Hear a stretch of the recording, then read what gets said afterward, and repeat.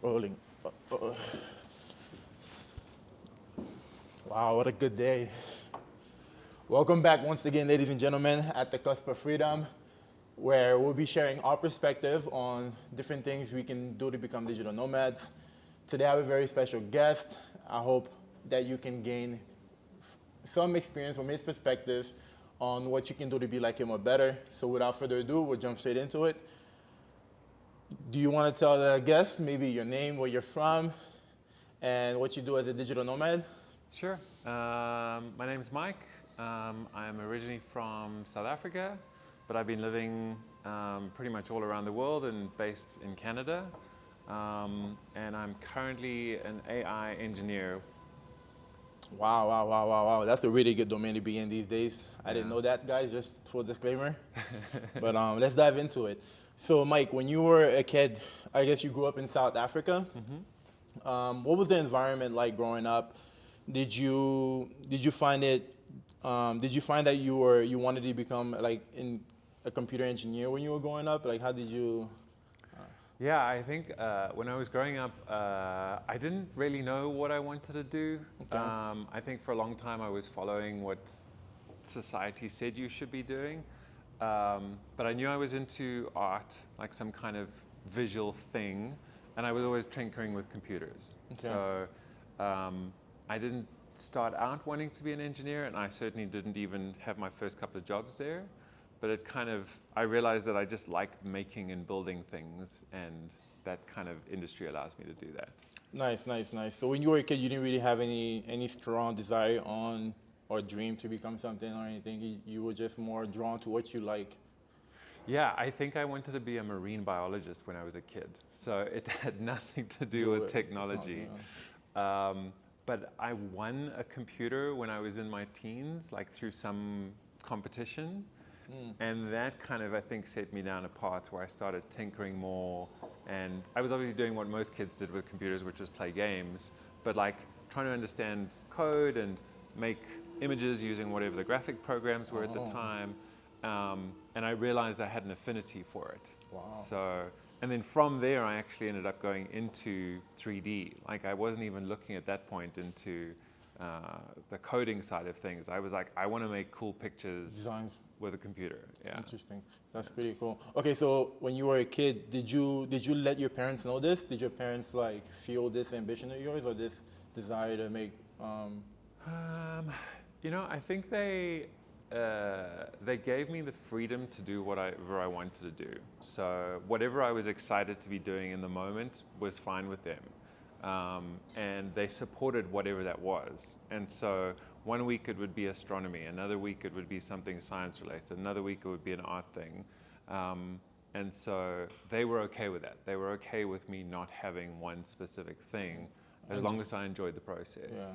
It seems like you were very curious and explorations and very like, I guess, science type of fields. Yeah, I mean, I like understanding the world, but it would even be on the philosophical side. And so it was just, if there was something I was interested in, I would deep dive into it, and I still do that. Nice. I think that's very good to get a better perspective on things as well. Yeah. Like you wanna deep dive in and like really understand what you're doing and stuff. Yeah.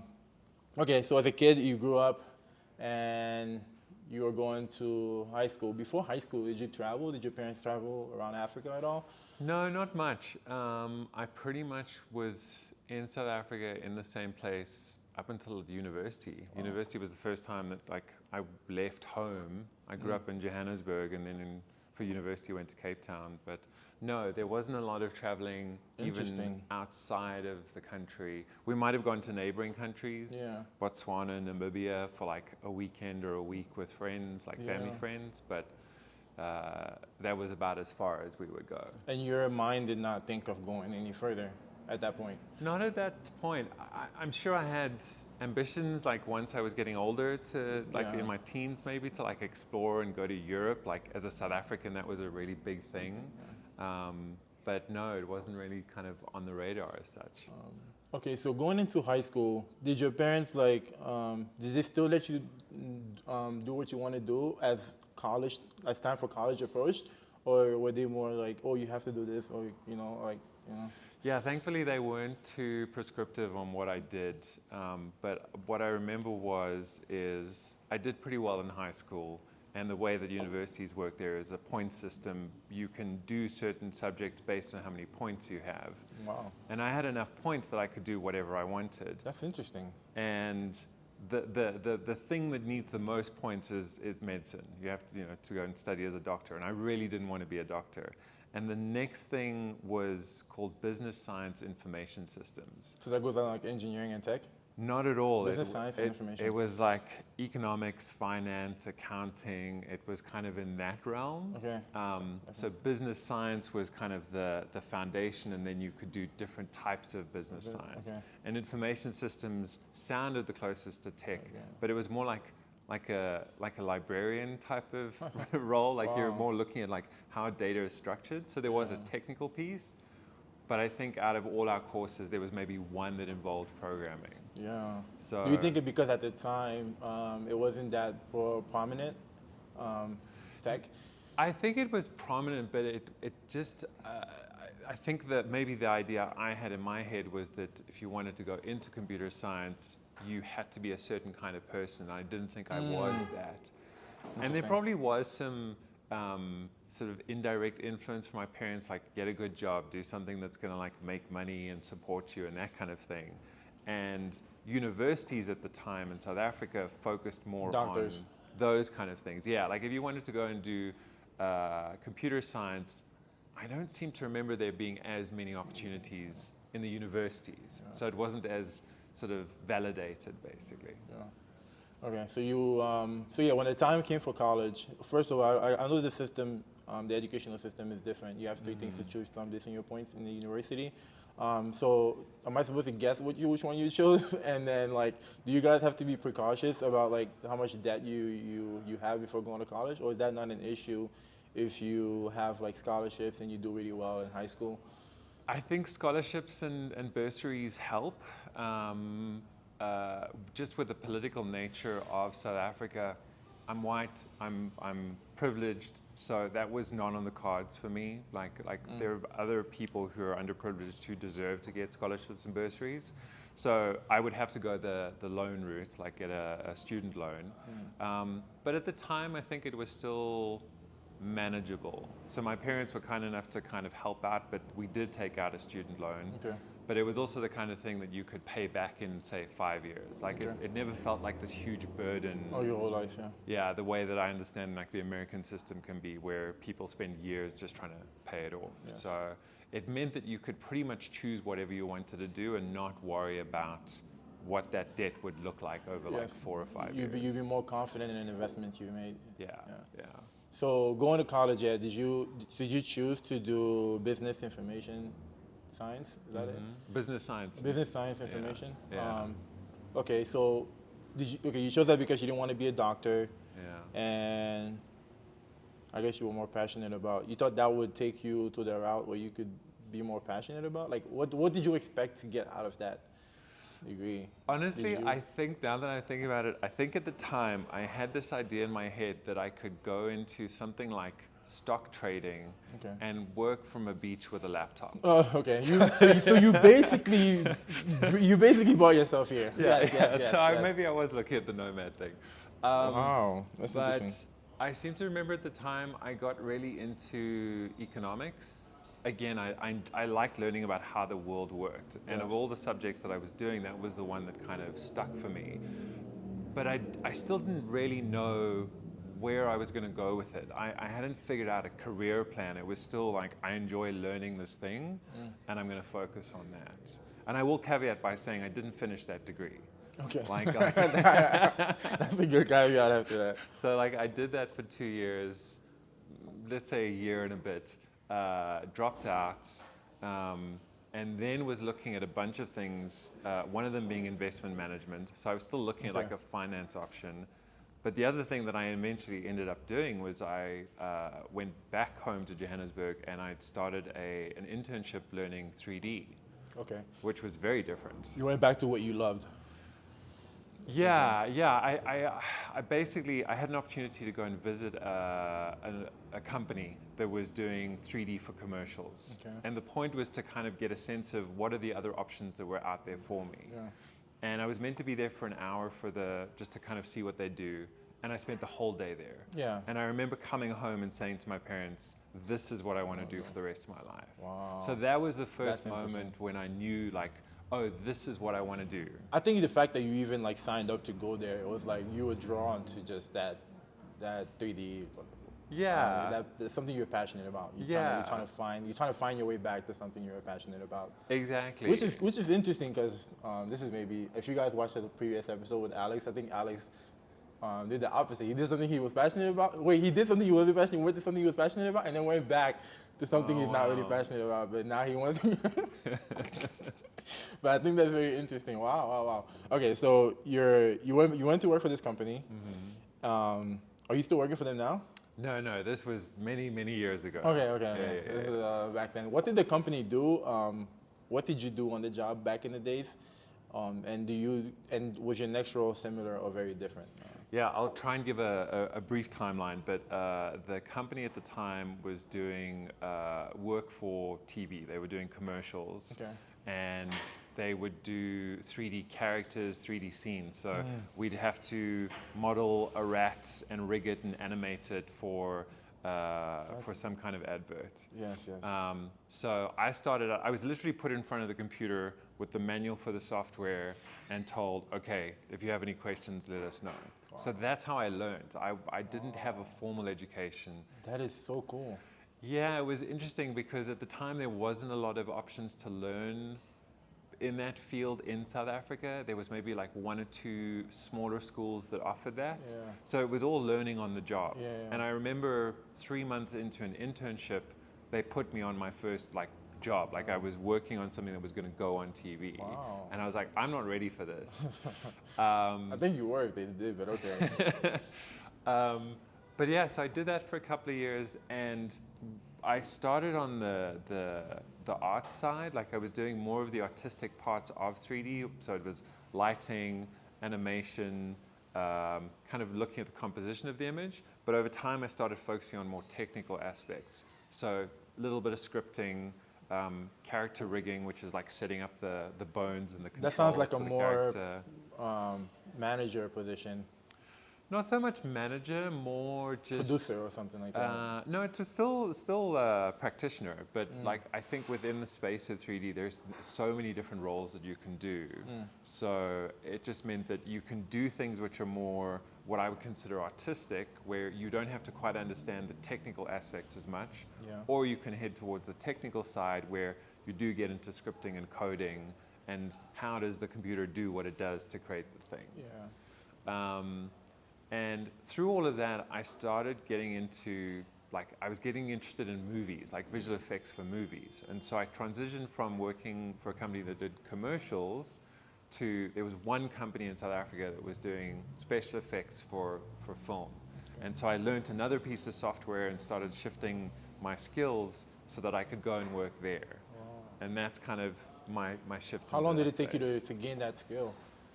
Given it wasn't the same domain, I guess. Yeah, it took me about a year, I would say. Wow. Yeah. So you basically planned a year in advance. It took a year to really gain this skill and then go work for that company. Yeah, I quit my full-time job. I started doing freelance instead. I was talking to friends who were now working in the movie industry and could guide me as to what skills I needed. And then every freelance job, I would say to the client, by the way, I would like to try this thing out. And so I would use my work to learn a little bit more of what I would need to then get the job at this other company. Yeah, that makes absolute sense. I think that's the best. There's no better way to do that. Yeah. Wow, bro, that is amazing. I'm so I'm in awe.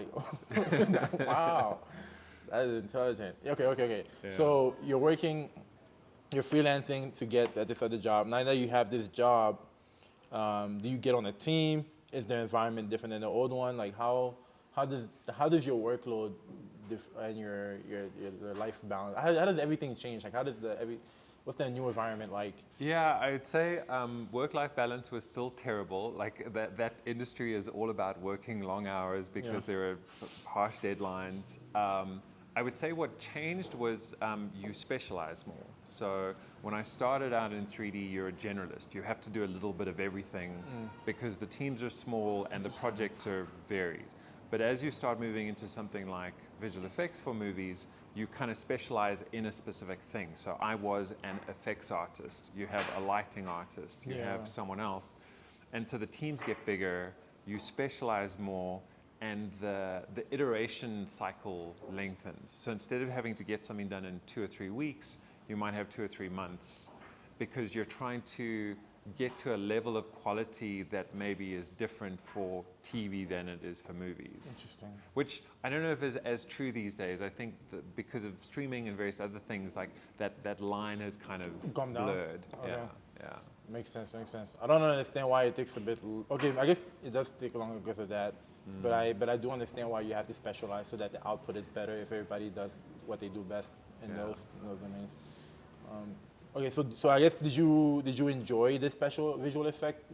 I did. I got to now do a lot of like interesting problem solving, specifically with effects, because effects is basically, as an effects artist, you're focusing on natural phenomena. So it's like water simulations, fire simulations, destruction. I know what you're talking about. 'Cause I went Yeah? to Disney and like they had this like special effects for rain and Yeah. that's you. Yeah. And what I love about it is you're still making an image at the end of the day. So there's still an artistic component to it, but to make these things, there's a technical component. Like you have to kind of understand fluid dynamics and you have to understand physics to a certain extent. And so I would get to study these things, like go out in the real world and figure it out, and then try and recreate it in an artistic way. Interesting. So with this, it seems like with a lot of practice can come perfection. Because like if you're a tester, I feel like if you want to create a certain scenario like the rain, you can try different things from different angles and like just try and see what works, what doesn't work, what you can change, and then like eventually you repeat that in the setting that you produce. Exactly. So that's part of the iteration process is because what's interesting about a lot of these things, specifically for a movie, is you want it to look real, assuming that you're doing it for live action.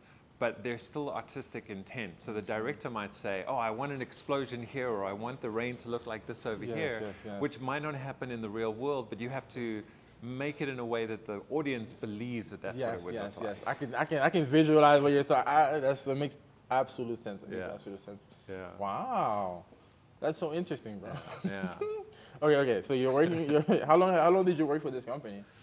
I was at that company for about 2 years, and then unfortunately they shut down their film division.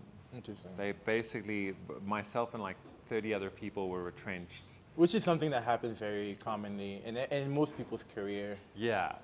It's happened more than once for me. So I was there for about 2 years, and at this point I'm still in South Africa, but I was dating a woman from Montreal at the time. Okay. I lost my job. She'd gone back to Montreal, and I decided to follow. I was like, well, there's not much point in me staying in South Africa. And so I moved to Montreal, went to look for work in visual effects for film.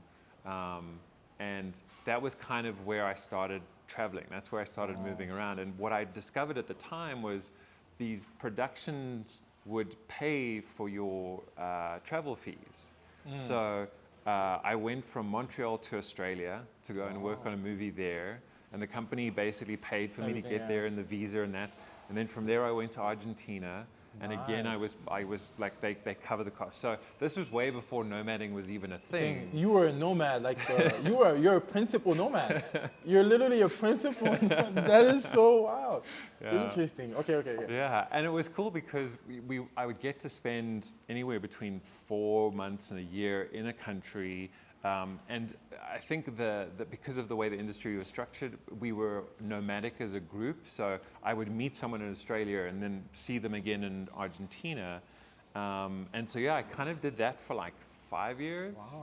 Wow. Ended up in Vancouver after that, working on a movie there. And I was there for maybe 2 or 3 years before I got to a point where, as much as I love the film industry and I love the things that I got to make, there are still some challenges with budgets and time. And to give you an idea, I worked at 2 separate companies that both went bankrupt in the space of 6 months. Wow. And part of that was working really long hours. So work-life balance was still really bad. And I didn't want to do that. So I decided to like get out of the movie industry, and thankfully found a job in a video game company. Wow. So I was able to take my same skills that I see what you did there, boy. I see what you did there. I see what you did.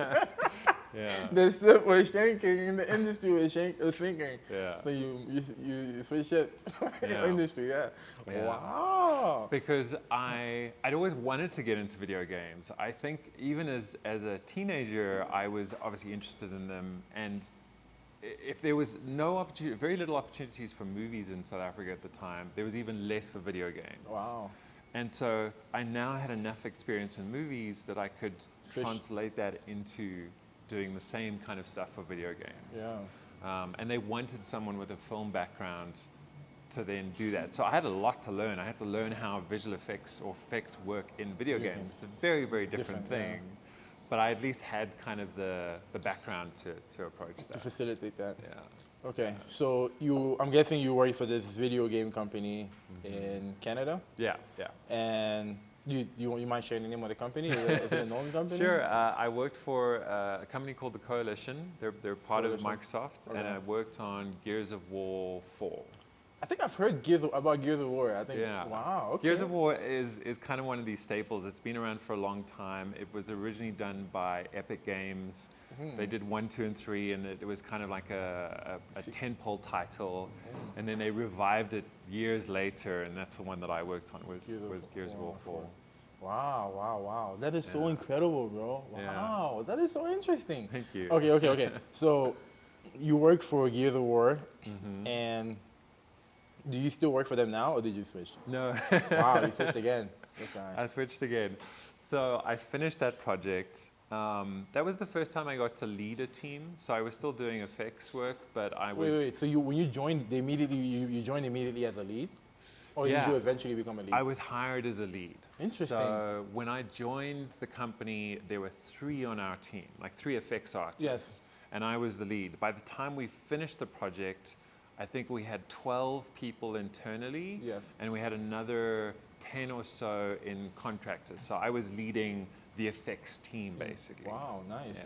Yeah. So you joined from visual. That means you did such a good job as visual effect at that film, in your film background, that as soon as you joined the video game background, they said, okay, these guys have video effect background, but they're not as good as you because you can still understand better. You know, I think it was like maybe luck of the draw. The other 2 guys were as good, if not better than me in their ability to create effects, but there was maybe this stigma that they didn't have as much experience, which I thought was strange. So I think I kind of fell into the role, and I was excited to learn about leading a team. Yes. And I would say that That's humble to say. That's very humble to say. Go ahead. Yeah, well, one of the guys that was part of that original 3 then took over from me when I left, and I think he's now an art director at EA or something, and doing very well for himself. I could tell, everyone could tell from the early days that he was a better artist and leader than almost anyone. Wow. So it was humbling to be working with people like that. Wow, yes. Yeah, so that's a bit of a tangent. And it's always nice to have people that you can, count on the team. Yeah. Okay, so you said you left, you worked there for a couple of years, and then you left to do... after that project? So I think this is where I started getting a little bit more into software development. I left there and joined a company that was making 3D software. Wow. So I was working for a company called Side Effects. They make software called Houdini, which is a more technical piece of software for doing 3D. And specifically at the time, it was used a lot for effects. But my role was, I worked on a games team where we supported game studios around the world. Okay. So I was consulting and creating tools for video game companies all around the world while working for this company. Okay, so this company basically will just focus on effects for video games. Yeah. So there were three of us, and my focus was effects, and the other two were focusing on what's called technical art, which is a title that's used within video games, which would be everything from rigging to environment creation to whatever else. Like there's a whole bunch of stuff within that. Would this be useful in like Web3? Like, Not so much Web3. It's more, I guess, let me give the definition of a technical artist. It's the person who's the bridge between the art side and the technical side. So sometimes you have like dedicated computer engineers who are kind of looking at the code of a video game engine or kind of how to build something out. And then you have an artist who can be like a character modeler who are working specifically on designing and modeling a 3D character or a vehicle or something. But that object, that asset has to get into the game. And what technical artists, one of the things they can do is they will figure out how, like, what's the workflow to make that happen. Because the programmer doesn't really care about that, and the artist doesn't care. And so you have to kind of bridge those two things. And so a technical artist will touch a lot of different things within the cycle of a video game, or the making of it, and they have to bring lots of different technical skills to like think like a programmer, think like an artist, and then kind of join the two together. Yeah, that's interesting. I'm intrigued about how that works as well, because I know how the code works. I don't really know how the design of that character works, but I want to know how does that come together. Yeah, like something really simple is maybe you're creating images in Photoshop, but now you want to take those images and export them and get them into the game engine. Yes. Like, you want to automate that. Well, the idea is you want to automate that. That's basically how it works. They just import it to the game and like and the game uses it. That's okay. So like but automate the importation process or something like that? So that might be something that a technical artist does. Okay. But then on the other side of it, in a game, you have shaders. Shaders are the things that represent what a surface looks like. So for instance, like wood has a certain type of sheen, it's got a certain look.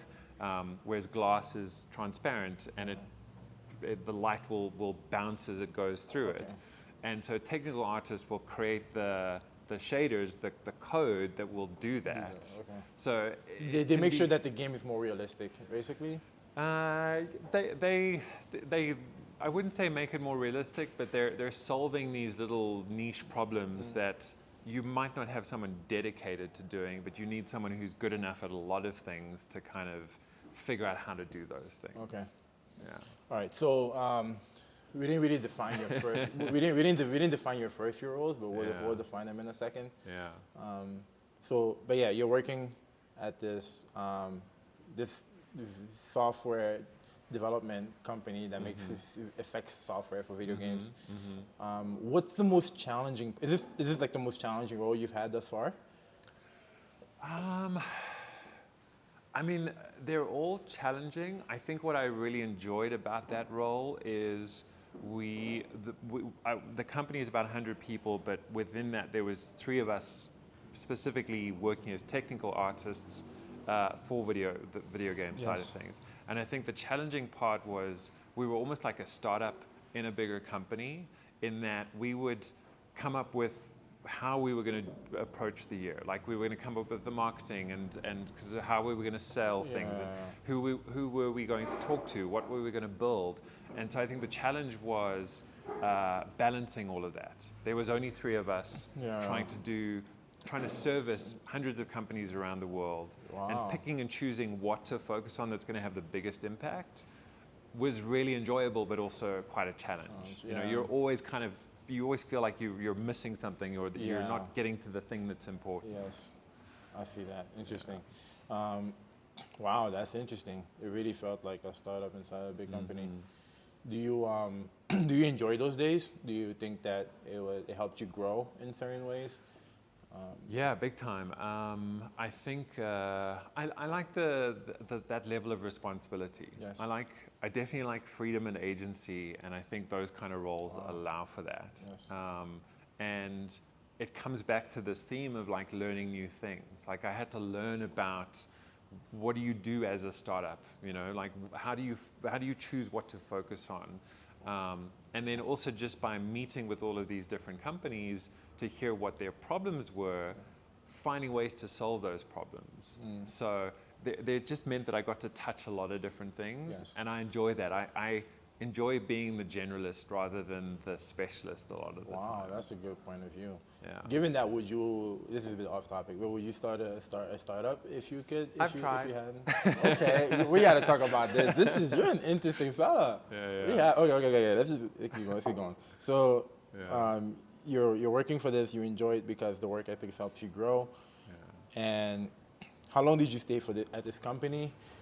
And I'm like, you keep switching roles. I feel like I know. We're not done yet. Okay, let's keep going. Okay. So how long did you stay? What's next? Yeah, I was with that company for about 3 years. And I think I'd gotten to a point where I'd learned as much as I could within that role. And so I was looking for something different. And I wasn't too sure where to find it. And this was just before COVID, like the pandemic had hit. And I was at that point looking to start my own company. I was going to go into doing online education for visual effects. That makes sense. You know, Absolute sense. I felt like I had the experience, I could do it. And at the same time, a friend offered me the opportunity to go back into film to work on an animated movie. Okay. And it would have been a very different role. I would have been what's called a visual effects supervisor, which is someone who basically looks at the technology the company is using. You're looking at how staffing is working across all the different departments. And most importantly, you're working with the director and the production designer to translate their vision into what the film would look like. Okay. And I think because I was more risk adverse, and COVID had just hit, I was worried about making money like with my own business. Yeah. I chose that. Okay. I don't think that's a bad choice. I think that's a good choice. Yeah, it was. I learned a lot about myself. I did it for about a year and a half. It was very stressful. It was the most responsibility that I'd ever had. And I think I realized that I was a little too detached from the making of stuff, because I would spend my days in meetings, coordinating, answering questions, figuring stuff out, but I wasn't really getting to play with the code or the art anymore. Yeah. And over time, I was like, I don't think this is where I want to be. Wow. So that's when I started transitioning again. I got into web development for some reason. I think I was just looking for something to do in my free time, and started learning HTML and CSS and like the basics, and quit that job and basically took 4 months off to figure out what to do next. Okay. And during that time, really just kind of kept focusing on web development. So started learning React and building little projects, just kind of seeing what I could do along the way. And out of that was born this idea for another company, which was I wanted to take my experience in 3D, marry it with the web, and create an art review tool that was a web app. There's something out there called Sync Sketch, which had been doing this for a while. But the idea is that you can upload an image or a 3D object, and then anyone can log in and see that in real time at the same time, and you can give feedback. So you can draw on it to give notes. You can say, change the color here, or maybe make this bigger or smaller. And I've made something similar, which was just focusing on 3D. So I dropped the 2D side of it, and I did that. And that let me start a company, build out the products, figure out how to market it, all of those kind of things. Wow. Yeah. Let's talk a bit about that. I'm intrigued. Sure. How long did it take you to conceptualize, know what you want to build? How long did it take you to build that product? How intensively did you work? And what was what was the? Yeah, let's just start with that first. I would say the conceptual phase was probably about 3 or 4 months. Okay. I think it happened through me starting all of these little projects to kind of figure out, just learning about 3D, learning about web and 3D. Yes. and talking to a couple of friends where I thought this could be a good idea. And then from that to building the product, I would say it probably took another 2 or 3 months. I now know that that was probably too long to be spending on an MVP to get it to a point to see if there was a product market fit. But it was just me, and I also had this idea that I wanted to be a solopreneur. I wanted to do this all on my own. I didn't want to involve anyone else just yet. And so I was doing it all myself. And honestly, at the time, and I still don't know a lot about it, I don't know a lot about backend. So I was trying to like set up my database and you know, figure out like what did I need to store the objects, and like how do I deal with notes being reviewed and edits and storing that in a way that works. So I was learning that on the way. Okay. And then I was learning, like, I didn't know what Docker was at the time for like containerization. So I was having to learn about that. And then I was learning the front end stuff. I was still like learning the web development. Okay. So you think the learning curve was probably the biggest one? It was pretty steep. I mean, I got to a point where I had something to show. I launched the product, I have the website, I had people sign up. And so, yeah, I think that was maybe about a 3 to 6 month period. That's a good point. That's a good time. That's a really good time for someone with no experience. Yeah. And you do that in 6 months. Yeah. Wow. Well, I'd say that all the years before that gave me some experience. It wasn't like I was completely new to this. Yeah. But that's still really good, man. That's still like That shows a lot of like determination, in my opinion. Like just a lot of will. I loved what I was doing. So. Because I didn't have anything else at the time going on, I was flexible in my schedule. And so there'd be days when I just wasn't feeling it. I just wouldn't do much work. Yeah. But I would get into something and be so excited about it. And it would be like a Friday afternoon. And the next thing I knew, it was a Sunday. Like I just completely lost track of time because I was enjoying the process. Facts. And so I was dedicated because I was driven by the enjoyment of it. Yes, as you should if you start a startup. Yeah. As you definitely should. Yeah. Okay, so once you launched, and how did you get metrics to prove that you had a market product fit? Yeah, so I was going off the fact that there was already a product out there that was doing this. So I knew that there was a market for it, and that I'd used that product when I was working in my previous role, and I knew a lot of people using it. So there was a little bit of validation there.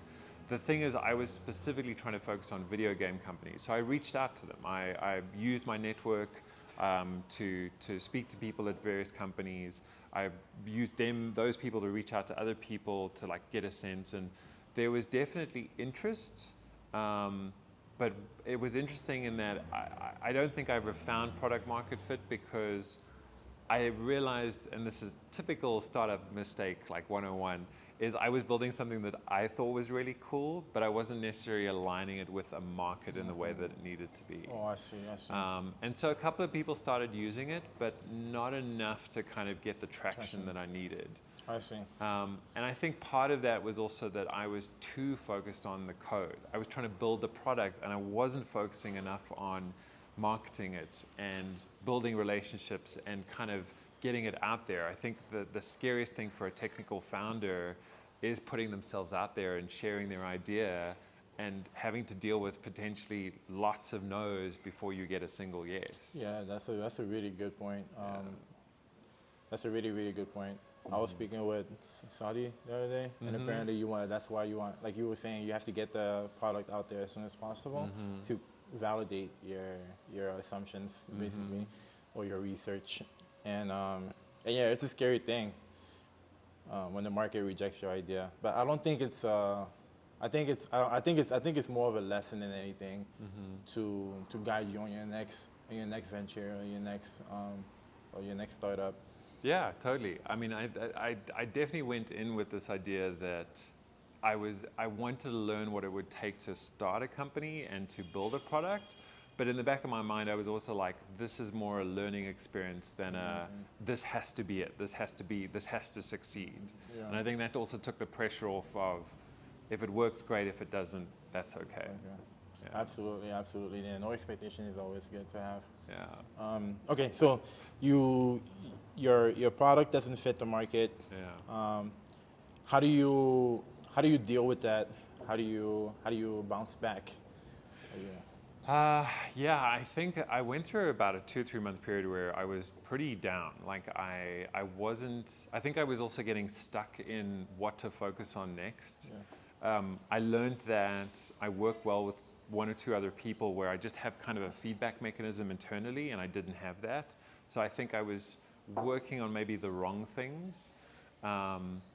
And I would say, arguably, at the end of the day, I kind of lost steam. I lost the passion that I had to keep working on it because I wasn't getting the validation of people using it. And so I had to consider, okay, well, maybe this isn't it. Yeah. This isn't going to be what I hoped it would be. And another thing that also helped at the time was I was running out of money, so I needed to like find something that was going to pay me to do my work. And I started reaching out to get contract work to kind of supplement. So I thought I would continue with the startup on the side and then do the contract work. But I personally find it really hard to focus on 2 things at once like that. Like if I'm doing a day job and then trying to, after the fact, build a company and do that kind of thing, I think it was the change of pace. Like I was doing, let's call it 8 hours a day when I was full-time on it. Now I was maybe doing 2 hours a day before work or after work. Yeah. And so the changes I was seeing over a week or a month were way slower. And I think that also just added to the demotivation. Yeah, I just let the one thing go or something. Yeah. So eventually I realized like, okay, this is not working. I think I just need to let it rest. And I basically just stopped working on it. Oh, that's a very good, I like how you took that. Okay, so 2 or 3 months later after the fact, what did you, were you doing contract work? Yeah, so I basically reached out to a friend that I'd worked with in the past. I said, hey, I'm looking to do web development and something to do with 3D. And he said, great, we're looking for someone just like that. Right on time. So I got really lucky and I basically joined a small team that was focusing on finding ways to incorporate 3D into web pages. So it was doing kind of one-off special projects where I wouldn't say it was AR, VR related necessarily, but it was just, I think 3D is still relatively new in a web page idea. Yes, Like we're seeing yes, more yes, of it. Yes, absolutely, absolutely, Yeah. absolutely. It's very new. Yeah. But what was cool about that was I think this is when I was really moving more into software development. I was now building web pages.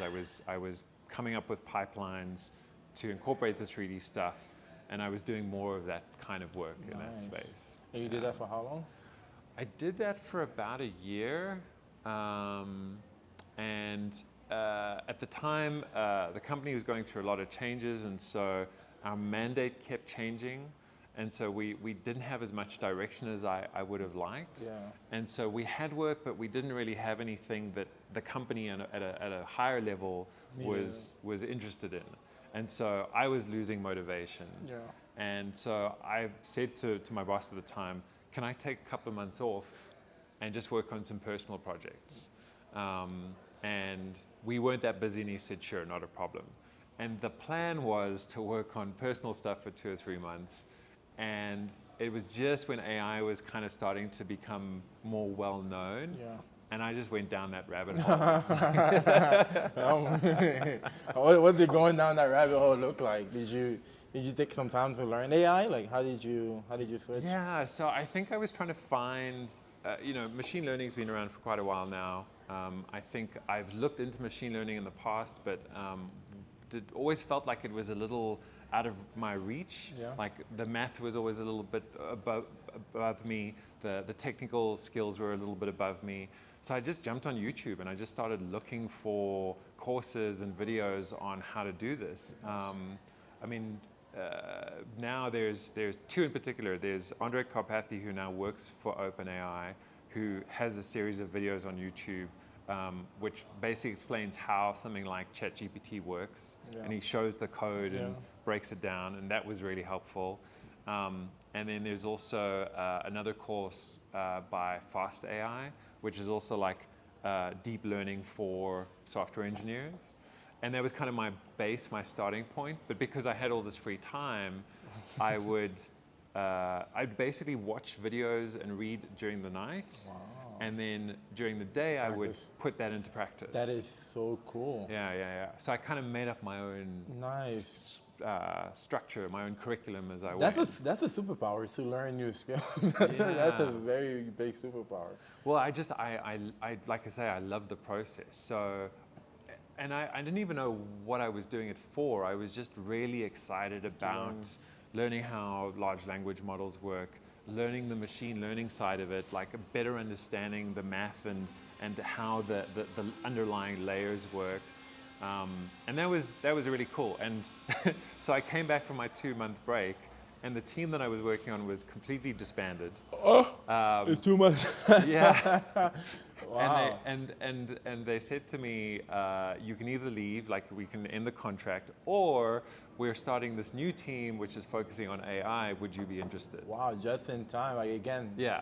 So totally lucky, but like, and that's what I'm currently doing. So I now work for a team where we prototype tools and products that use AI for internal uses. And so now I get to learn more about AI as I go, but we do everything from education, like helping people do better at prompting with ChatGPT, all the way to like building our own or using open source technologies to like build workflows and systems that incorporate AI in some kind of way. That is pretty cool. So how would you define your role to a 5-year-old? Oh man, I to a 5-year-old, I would say I learn how to talk to robots, and I help other people talk to robots well too. Okay. Like I mean, AI is a technology, and so I'm helping us understand that there is this technology that can improve our lives in a lot of different ways, and it's like talking to a friend, and it's learning how to talk to them. Okay. So maybe that's how I would describe it to a 5-year-old. Fair enough. Fair enough. Do you how do you guys reach your customers? I think ChatGPT AI is great as well. Mm-hmm. I think everyone should use it. I think people should be conscious on how they use AI or what they use AI to do. Mm-hmm. But I think that everyone needs to use it to be more independent or to assist them in being more independent faster. I don't know. How do you reach customers do you reach customers at all to tell them about AI? So our mandate is to work with internal teams. So our customers are the other teams within the company. Okay. So you're helping the other teams use AI. Yeah. So Nice. the company is big enough that there are enough different teams that we always have something that's interesting to be done. But what is interesting, to your point of like, I think everyone can benefit from it, it's still early days. I think we're still in the early adopter phase of AI.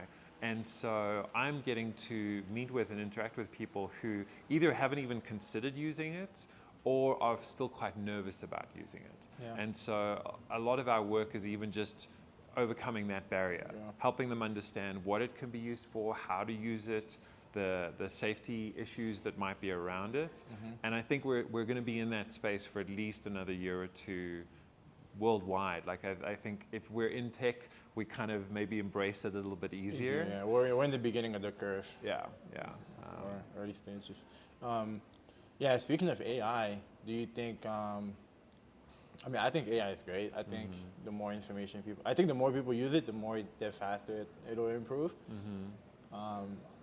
Do you have any particular concerns about AI in the future?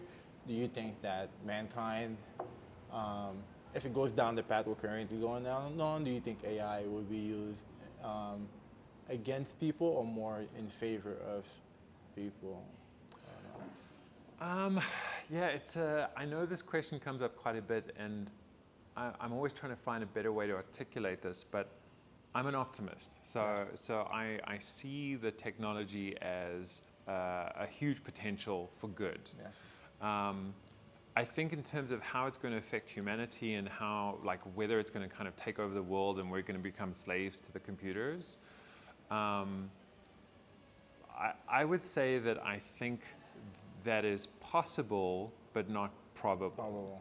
And to me, the way that I see AI is two things. One is it's kind of like the internet. Like if you want to search for something on the internet, you can find whatever you want. Yes. Like if you want to go to some of those websites that promote hate and a bunch of other stuff, that's up to you, Yeah. you know, or you can go and find something which is positive and helpful and is community You're building. absolutely right. You get what you look for it. You look for it. Yeah. You get what you look for. And I think the other part of that is that with large language models is it's basically like a collective consciousness. We have access to all this information now through this portal. Yes. And again, like you can extract from it what you want out of it. Yes. So what you put in, what your intent is what you get out of it. is what you're going to get out of it. Yes, absolutely. And I think that's very powerful. Again, I think everyone should use AI to the best of their abilities and learn about how to use this, because it can really like quicken your process.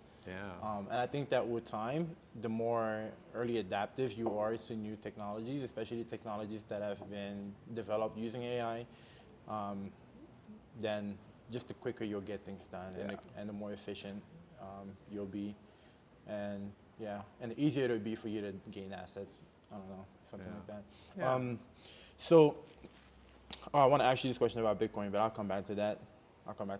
Okay, so given that we've discussed basically why and how you became an AI engineer, let's discuss a bit about your travel experience. When you moved from South Africa to Canada, you said you were more exposed to traveling because you had like paid for trips to Australia and Argentina. From there, when you switched your job, did you continue traveling? Where did you go? How did traveling change your perspective?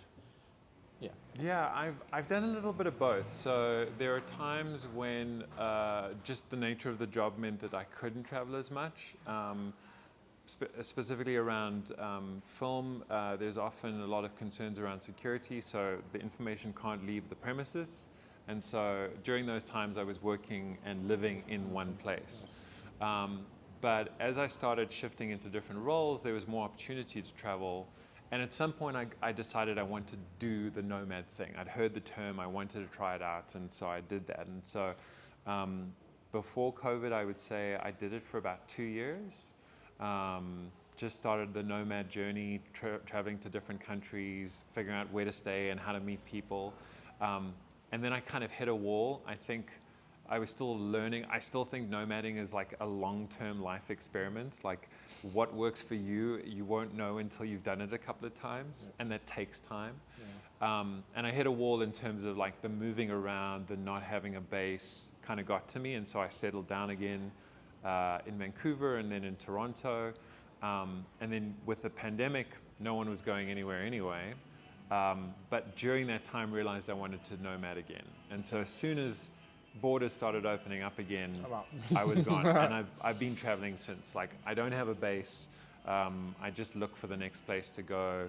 I would say the one thing that has changed more recently is I try and stay at least 2 months or 3 months in a place, whereas before I would every month be in a new place. Okay. And I found that like it leaves me feeling a little lost, a little without an anchor, basically. Yeah, I think a month is a bit too fast.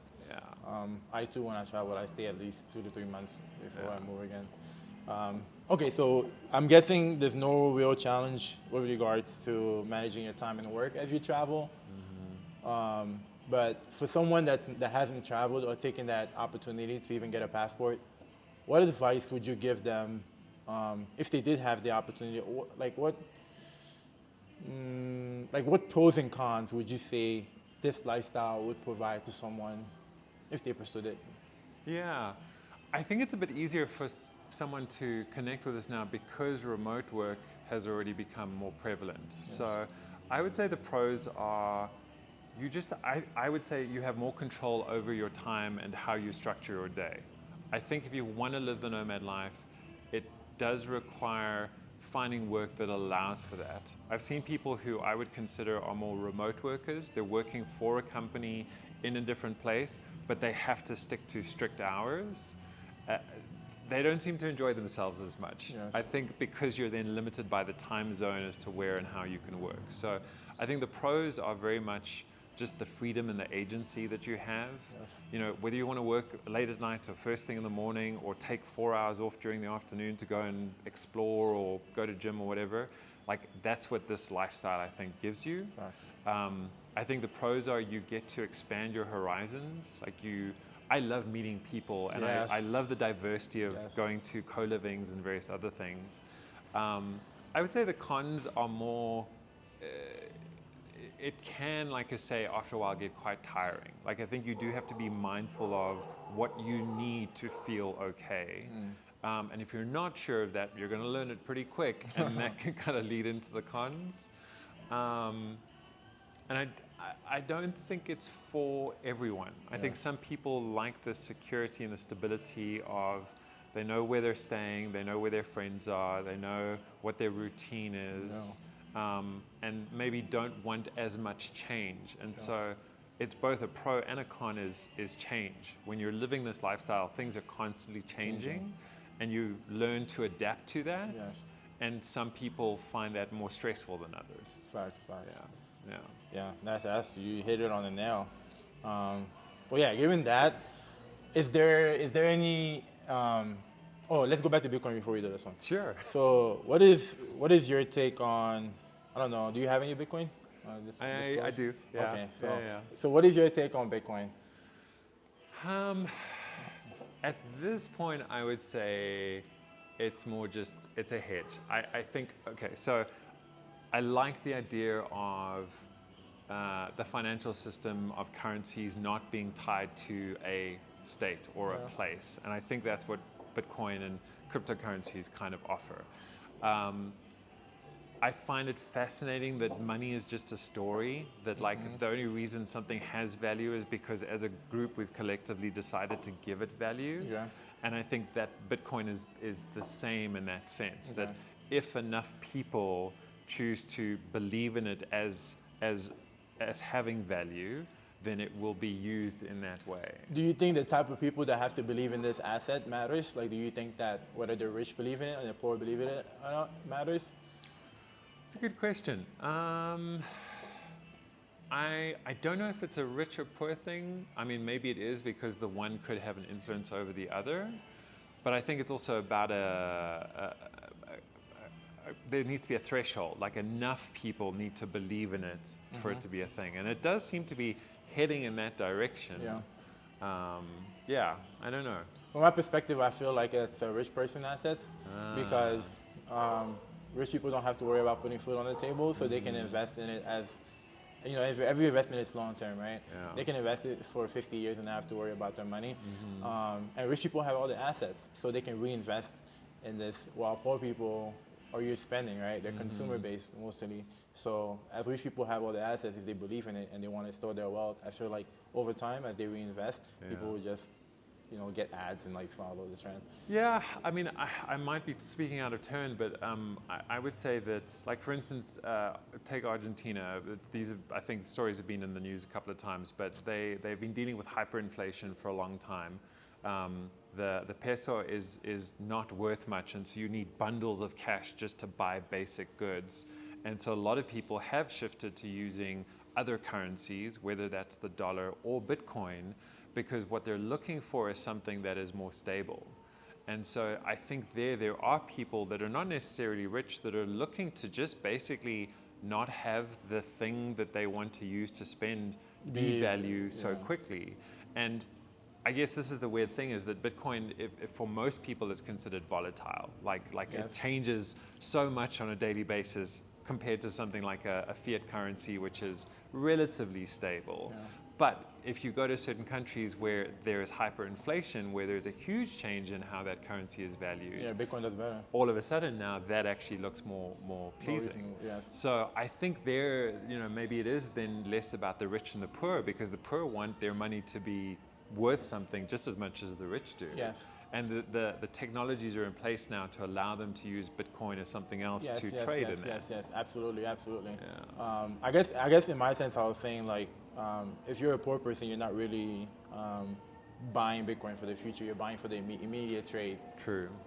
But I think Bitcoin is an asset, and it's an investment. It's a long-term investment. Okay, from an investment perspective. Yeah, you know what? I think there was a part of me that got Bitcoin as an investment because you like to see that graph go up and like it's going to be worth more. But these days, I think I just have it as a way of like, if something happens in the world, stuff breaks down. No, that's a good point to have. I think, yeah. You know, then it's just another thing that I can potentially use if like for some reason the banking system stops working. That's a good point. That's a very good point. That's a very, very good point. Do you have it in a hard wallet? I have some in a hard wallet and then some in a digital wallet. Yeah. Well, okay. Well, yeah, it was really nice getting your perspective on this. The reason I ask is because I feel like Bitcoin, I mean, my only issue with Bitcoin is that it's inflationary. It doesn't inflate. Mm-hmm. And I think inflation is one of the things that helps us have startups because you have to get loans and stuff like that. So if they're not able to print money, how do you get loans or stuff like that? So that's my only issue. But other than that, I think it's a good concept. I mean, I'm gonna throw this out just because, and these are not my words, but I've heard them and I use them whenever I think about this. Like, what do we want money for? How do we use it? You know, how do you invest?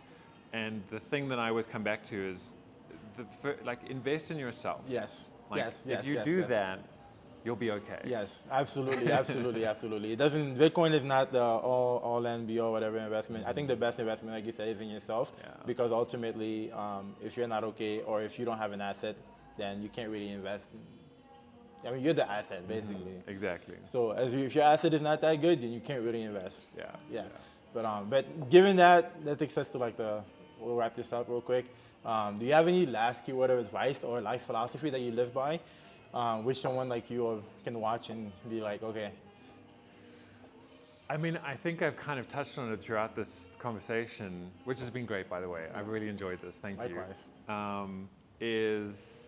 I think I'm of the mindset of do the thing that you love and do it for no other reason that you love doing it. Wow. And everything else will kind of fit into place. Yes. And I know that there's some people that would disagree with that, but for me, that is how I've lived my life. I try and live by that ethos because I think that's how I get the most out of every moment. Yes. So, well, man, it's been an immense pleasure for having you on this episode and on this podcast, Mike. And I hope if you're watching, you've been able to get a lot of gems from this podcast because I have especially. So yeah, thank you so much for being on this podcast. Thanks and to you. Hope you guys tune in for the next one. Thanks. Yeah, thank you. Check this out.